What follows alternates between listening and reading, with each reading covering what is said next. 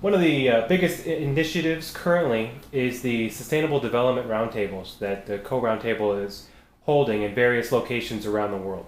What do you hope comes out of these sessions?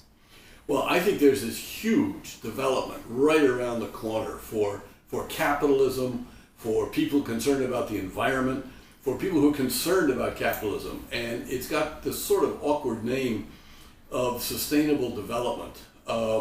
And the proposal is that the General Assembly of the United Nations in September 2015 is going to adopt a set of goals, global goals. Right now, people are talking about 17 goals.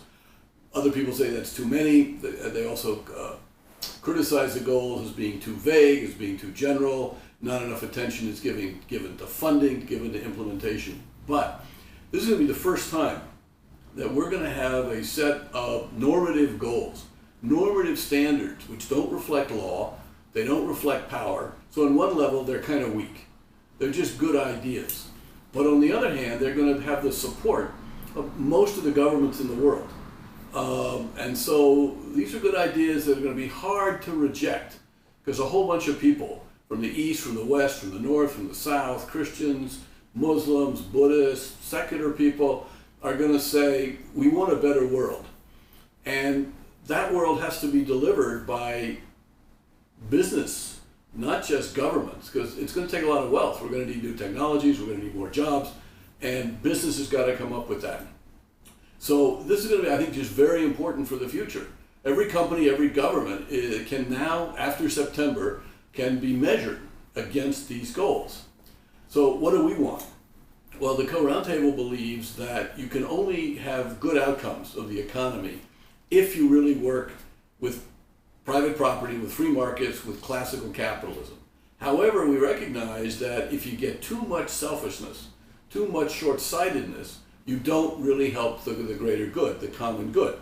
So you need to inject into capitalist decision-making somehow a sense of responsibility and concern for outcomes for stakeholders. This is particularly true in finance. So we're meeting with people all over the world just to listen to them and get their ideas. How do they think sustainable development can be best achieved?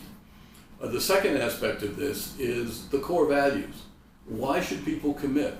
Where do your ethics come from? Your ethics come from your values. Your values come from some kind of a belief system, religion or something like that. So to have one set of global goals, we really kind of need a foundation of values which most people believe in. So this means we have to try to bring together the different religions and the different cultures. So we have meetings looking at Jewish values and Catholic values and Chinese values, Japanese values, Shinto, and Quranic values in Malaysia. So if we could align a successful, productive, private-based economic system using markets and enterprise and the creativity of individuals with good core values, then we can get sustainable development.